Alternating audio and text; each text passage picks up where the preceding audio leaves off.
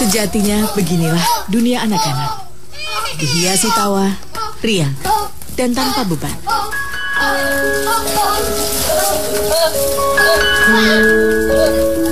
Namun terkadang takdir menggariskan cerita yang lain.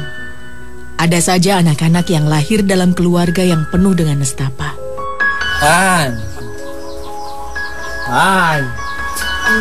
Ambil. Pak, non Pak.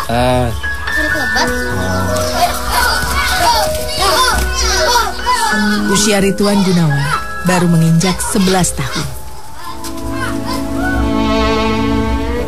Bocah kelas 5 sekolah dasar ini harus rela kehilangan waktu bermainnya. Karena ia harus bertanggung jawab mencari nafkah. Ayahnya didera penyakit. Tara sirik. Sebab pan jadi jelema teh. Kudu ikhlas. Kudu ridho. Sabab lamun jelema sadayana ge mal aya nu hidup sampurna. 20 tahun lebih, sang ayah menderita penyakit yang membuatnya tak mampu berjalan dan bergerak normal. Semua sendinya menjadi kaku. Segala fungsi indrawinya pun turut berkurang. Kepala fungsi gitu. Sekuat rengkakeun. Jalan gitu. Kalau bayi beli. Nggak nyandar biliknya. Nyandar biliknya. Ini nggak bisa jalan.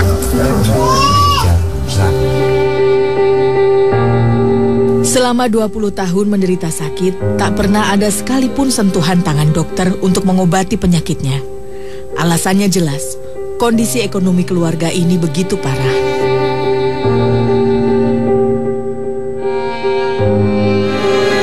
Nahasnya bukan cuma Adeng sang ayah yang menderita penyakit ini. 2 orang anak tertuanya, Kholidin dan Devi pun mengalami hal serupa. Padahal semula keduanya tumbuh normal saat kecil. Begitu menginjak usia dewasa, keduanya mulai merasakan gejala penyakit yang sama dialami sang ayah. Masih bisa berjalan, bisa lempang. Tapi lamun geus gede mas langsung tidak bisa lempang gitu.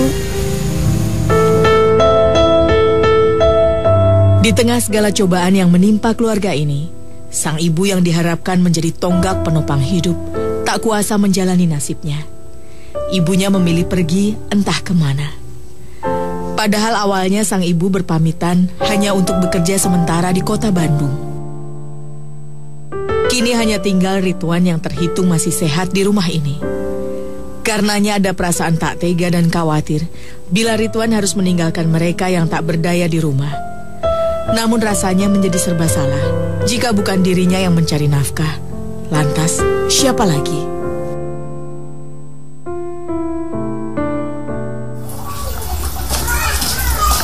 Tak banyak yang bisa dilakukan Rituan. Umurnya masih begitu belia untuk menanggung semua beban ini. Bu, beli nasi ringan. Iya, oke. Lagi bu. 60. Berjualan kue baginya menjadi satu solusi agar ada pemasukan yang bisa ia dapatkan. Di antara kue yang dijual Rituan, salah satunya adalah comtan, singkatan dari oncom ketan. Makanan ini adalah kudapan tradisional masyarakat sekitar yang mulai sulit untuk ditemui. Inilah cara seorang Rituan mengumpulkan rezeki bagi keluarganya. 3 orang dewasa yang lumpuh menantinya di rumah. Dari kampung ke kampung, doanya tak pernah putus untuk memberi nafkah keluarga. Sama sabaran, 500-an? 500-an, masa 10-nya. Ya. Satu butir kue dijual dengan harga Rp500. Ada Rp100 yang menjadi keuntungannya. Di atas naanya. Ya, nuhun anya, Mangga. Semakin banyak ia membawa dan menjual kue, semakin banyak kepingan rupiah yang bisa ia kumpulkan. Menjual kue seperti ini memang menjadi peluang tersendiri. Selain tak banyak yang berjualan kue serupa, orang-orang di sini pun enggan jika harus sengaja mencari makanan di luar kampung. Letak desa Girimukti ini berada di atas barisan perbukitan dan jauh dari keramaian kota. Conpan. Ridwan tak pernah melewatkan satu hari saja tanpa berjualan. Sejak ditinggal pergi sang ibu, ia tak lagi punya waktu untuk bermain.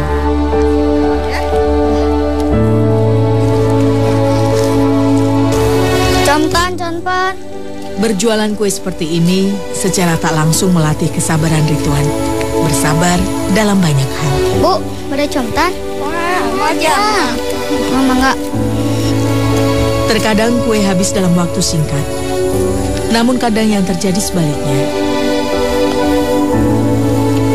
Kadang 5.000, kadang 6.000, kadang 8.000, kadang 10.000. Kumaha saepna weh? Ada kalanya kaki terasa begitu lelah. Tak ada pilihan lain selain mengistirahatkan raga sejenak. Maklum saja, di kampung tempat tinggalnya ini banyak jalan yang menanjak. Terkadang terlintas tanya, mengapa ibunya memilih pergi meninggalkan keluarga. Tanya itu hanya bergelung di benak, tanpa ada jawabnya. Kesadaran menuntunnya. Apa jadinya jika ia memilih jalan pintas, bermain dan bukan bekerja keras seperti ini? Keluarganya perlu terus makan. Ayah dan 2 kakaknya tak berdaya tanpa bantuannya. Apa yang ia usahakan ini pun tentu tidaklah cukup untuk memenuhi segala kebutuhan hidup. Tak ayal keadaan memaksa Ridwan untuk berhutang pada beberapa tetangga demi bertahan hidup. Hutang yang baru bisa dibayar jika ada bantuan yang sesekali datang padanya. Kadang sok aya bantuan di sekolah atau di desa gitu.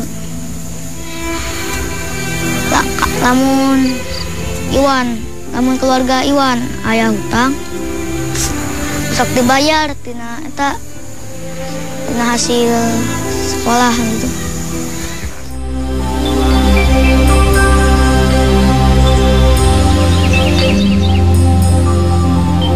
Tekad Ridwan yang kuat membuat kuenya hampir selalu habis terjual. Assalamualaikum. Waalaikumsalam. Saya apa? Alhamdulillah saya. Ya Kang Iwan aya. Mohon Bu. Ya. Gerak wehnya. Ya. Selalu ada cara-cara sederhana yang dilakukan bocah kecil ini untuk menyenangkan hati ayah dan kedua kakaknya. Salah satunya dengan membelikan mie instan. Teh, badan masyarakat. Sabaraha hiji? 2. Sabaraha? 2.000-an. Ya, mie instan. Bagi keluarga Ridwan, makan dengan mie instan sudah merupakan kemewahan yang tak bisa sering-sering dinikmati.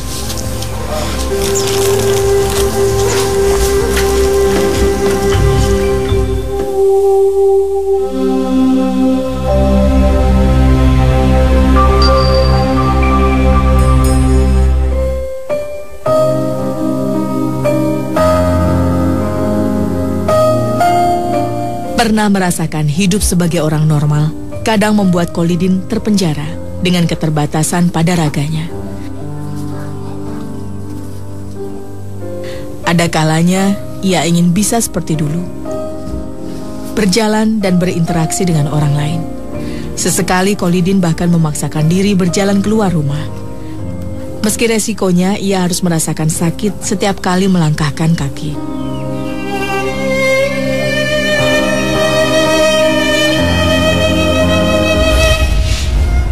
Wan, tolong. Wan. Tolong.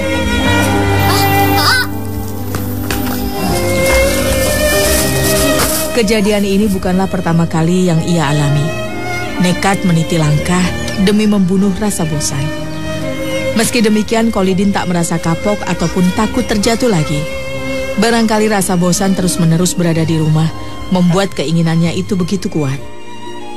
Kami langsung abi keluar jalan-jalan ke warung. Sekarang jatuh. Sebagai satu-satunya perempuan dalam rumah, Devi merasa paling bertanggung jawab untuk mengurus anggota keluarga lainnya. Dari mencuci piring, membersihkan rumah, memasak nasi, dan juga memasak mie instan seperti ini. Untuk mengerjakan itu semua tentulah tak mudah, bahkan membuat sakit tubuhnya. Masa kadang-kadang saya suka jalannya sah. Dia capek udah hari kan kayak gitu terus. Hari kan tuh bagel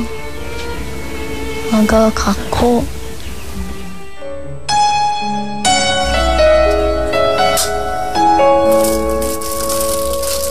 Devi adalah kakak kedua Ridwan. Usianya kini menginjak 22 tahun. 4 tahun sudah Devi mengalami penyakit yang sudah dialami ayah dan kakaknya terlebih dulu. Seperti juga Pak Adeng dan Kolidin, Devi pun tumbuh layaknya anak normal. Devi remaja bahkan pernah bekerja menjadi pembantu rumah tangga di Bandung. Entah apa yang menimpanya saat menginjak usia 18 tahun. Seluruh sendinya menjadi kaku. Ia jadi sulit berjalan, bergerak, bahkan bicaranya semakin tidak jelas. Eta bisa jalan, tapi bisa masak gitu. Hayong cerik. Sebatang bambu yang melintang ini adalah buatan para tetangga sekitar. Bambu ini digunakan Devi untuk berpegangan, sehingga tidak terperosok ke panasnya kompor. Sendi tangan dan jari-jari yang kaku membuat pekerjaan ringan seperti ini pun menjadi teramat berat bagi gadis malang ini. Namun ia mencoba bersahabat dengan keadaan. Meski pelan, ia mencoba sebisanya.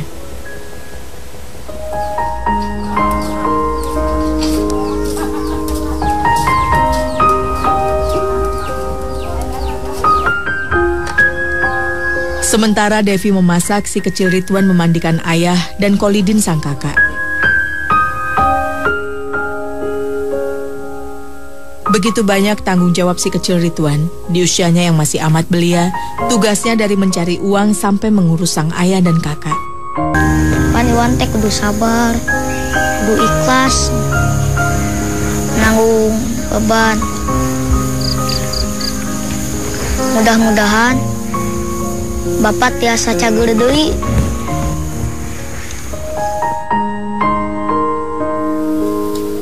Ridwan menggunakan bantuan sekolah yang ia terima untuk menghidupi keluarganya, bukan untuk menutup biaya sekolahnya sendiri.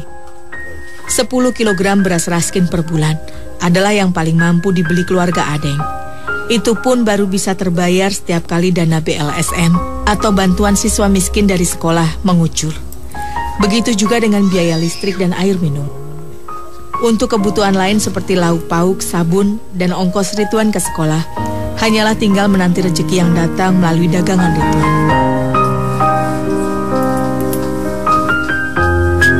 Udah maafkan diri sendiri. Sabar guys semuanya. Sembuh lagi. Ridwan enggan berlarut-larut memikirkan kepergian sang ibu. Lebih baik ia mengurusi keadaan ayahnya saja. Menyaksikan sang ayah bisa menyantap nasi dengan lauk di piringnya, menghadirkan rasa senang di hati. Barangkali saat ini baru seperti inilah yang bisa ia persembahkan. Kelak ia akan membahagiakan sang ayah lebih dari ini. Melihat keadaan ayah dan kakaknya, Ridwan merasa cemas. Bagaimana jika saat menjelang dewasa nanti, penyakit itu akan datang menghinggapi dirinya juga. Khawatir. Pikiran, takutnya pas geus gede, sok jadi sakit gitu, kabayang. Segala tanya biarlah hanya Tuhan yang menjawab. Dalam kepasrahan ada kesabaran, ada keyakinan jika Tuhan tak akan menghentikan kebaikannya pada keluarganya. Orangnya saya sabar aja. Mungkin nih kehendak yang Maha Kuasa. Di Sekolah Dasar Negeri 1 pada Suka, ada lebih dari 100 anak penerima bantuan siswa miskin. Ridwan adalah salah satunya. Coba siapa yang bisa menunjukkan garis bujur dan garis lintang? Ridwan, silakan ke depan. Ridwan memang begitu menyenangi sekolah. Kepahitan hidup yang dialami tak membuat ia kehilangan konsentrasi dalam belajar. Ia selalu bisa menyerap pelajaran dengan baik. Ia juga kerap menduduki peringkat 2 di kelasnya. Bahkan beberapa kali dikirim mewakili sekolah untuk mengikuti ajang Halaman 22. Ketekunan Ridwan dalam menuntut ilmu bukanlah tanpa alasan. Ada cita-cita yang ia pendam, yaitu menjadi seorang dokter. Barangkali melihat keadaan fisik keluarganya lah yang membuatnya termotivasi memiliki cita-cita itu. Namun belakangan Ridwan seperti kehilangan nyali mengejarnya. Ia sadar betapa sulit jalan yang harus ditempuh.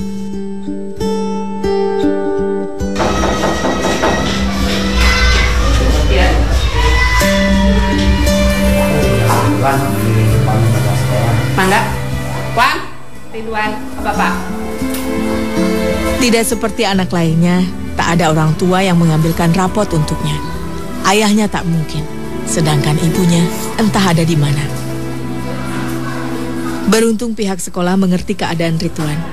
Berbeda dengan anak yang lain, Ridwan diperkenankan menerima sendiri buku rapotnya. Halo Ridwan, apa kabar? Gimana keluarga kamu di rumah sekarang? Iya, Ridwan, waktu kelas 4 itu kamu mendapatkan ranking 2. Bahkan di FLS 2N juga kamu ikut lomba kan? Nah, untuk tahun sekarang kelas 5, usahakan paling tidak pertahankan prestasi kamu ranking 2. Kalau bisa ditaikan ke ranking 1 dan nanti dalam FLS 2N kamu bisa lebih berhasil kembali ya. Dan tolong belajar di rumah. Terima kasih. Nah, ini rapotnya. Pertahankan ya sayang ya. Iya. Ya. Begini awal-awal kami pihak sekolah itu tidak tahu karena kakak-kakaknya kan sebelumnya sekolah di sini semua normal. Nah, kata teman-temannya, Bu, kan ngurus sendiri, nyangunya sendiri, katanya menanaknya sih juga sendiri, kan emaknya juga nggak ada, kakak-kakaknya, bapaknya katanya sakit apa? Nah itu, nah kebetulan ada guru yang di sana, tolong lihat betul atau tidak. Nah dari sana kami mengetahui bahwa keluarga Ridwan itu seperti itu. Gitu.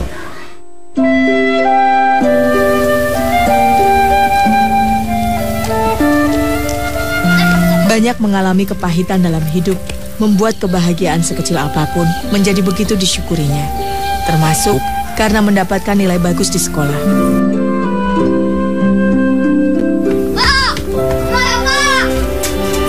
Begitu banyak harapan yang digantungkan oleh keluarganya pada Ridwan. Ridwan satu-satunya yang sehat di keluarga ini. Prestasinya di sekolah dan kerelaannya membantu mencari uang demi keluarga seolah menjadi nyala lilin kecil yang menjadi penerang sekaligus penghangat bagi keluarganya. Barangkali kelak ialah yang akan membawa keluarga ini keluar dari segala kesulitan hidup yang menghimpit. Mudah-mudahan Ridwan sehat deh. Sehat, sabar seabi, senang rezekina, maka ageng.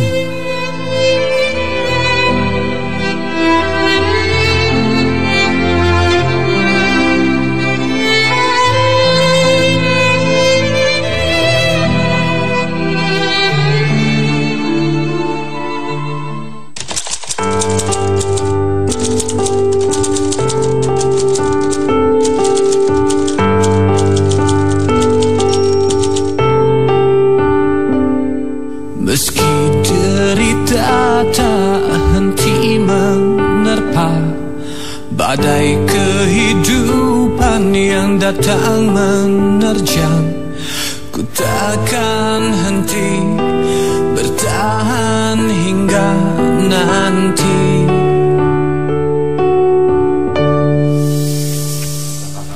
Derita si kecil menyayat Iwan nih untuk Iwan.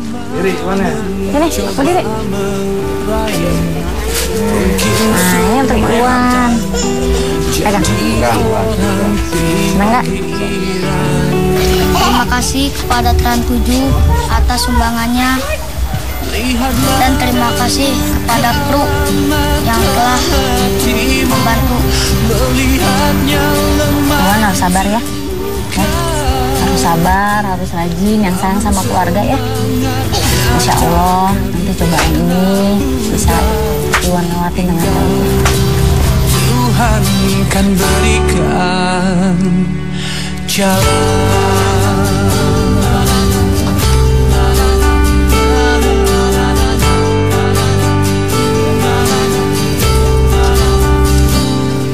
Kalau manusia tak lagi kuasa, bagai sebutir debu yang tak berdaya, lihatlah kini kita begitu rapuh.